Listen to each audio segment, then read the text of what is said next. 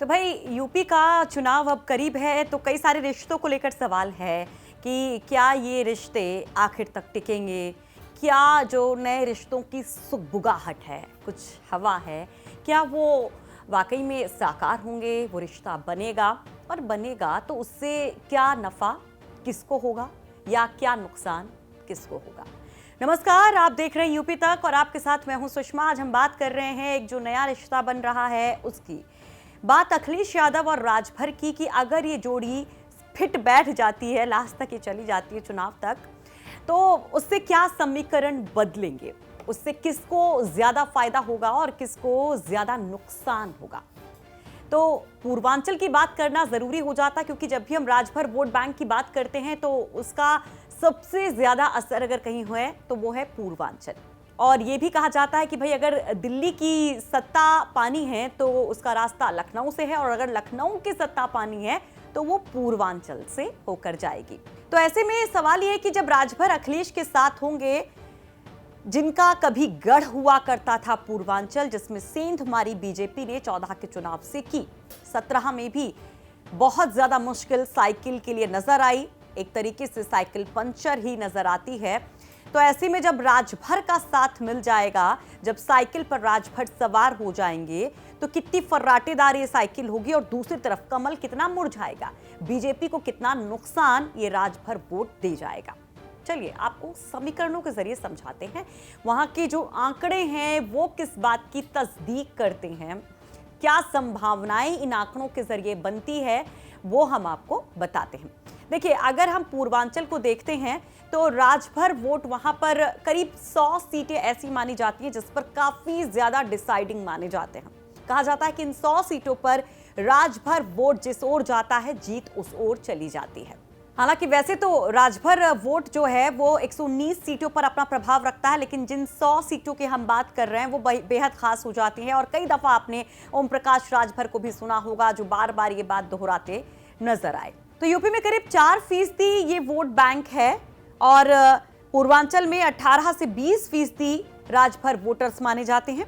और 2 दर्जन जिलों की जिन 100 सीटों की हम बात कर रहे हैं, वहां पर ये किसी की सत्ता को बना भी सकते हैं और मिटा भी सकते हैं, बिगाड़ भी सकते हैं खेल, ये कहा जाता है। अब वो जिले कौन से हैं जरा वो देखिए। ये जिले बेहद खास हैं क्योंकि इसमें पीएम मोदी का गढ़ भी है, तो अखिलेश का यानी कि समाजवादी पार्टी का गढ़ भी शामिल है।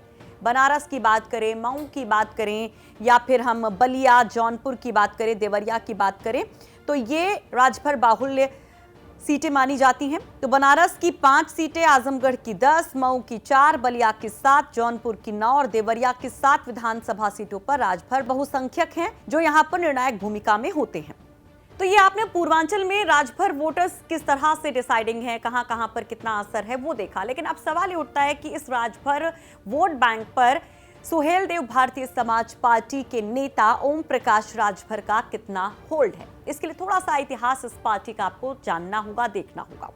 2012 से शुरुआत कर लेते हैं, क्योंकि 2012 के चुनाव की जब हम बात करते हैं तो सुहेलदेव भारतीय समाज पार्टी का खाता तक नहीं खुलता।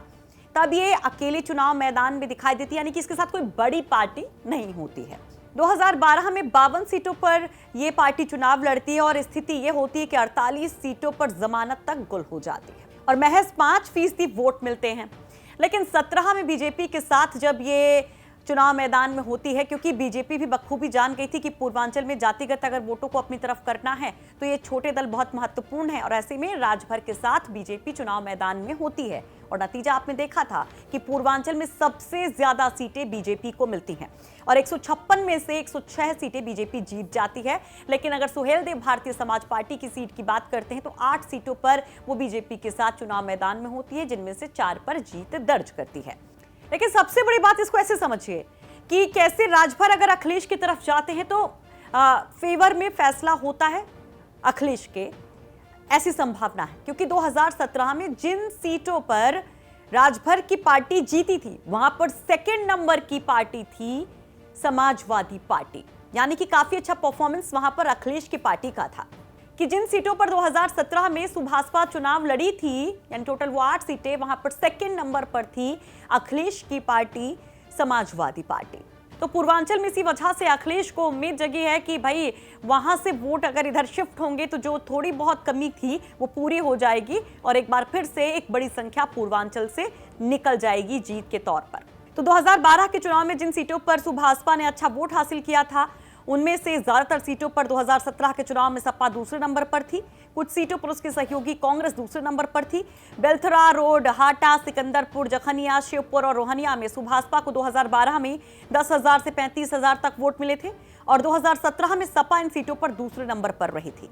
फेफना और जहूराबाद में सपा तीसरे नंबर पर रही थी, लेकिन उसे दूसरे नंबर की पार्टी बीएसपी से थोड़े ही कम वोट मिले थे। यानी कि इन सीटों पर अगर सुभाषपा के वोट जुड़ जाते तो सपा की जीत निश्चित थी और इसीलिए कहा जा रहा कि समीकरण बिल्कुल बदल जाएंगे पूर्वांचल के और बीजेपी के नेताओं के पेशानी पर अब पसीना भी देखने को मिल रहा है।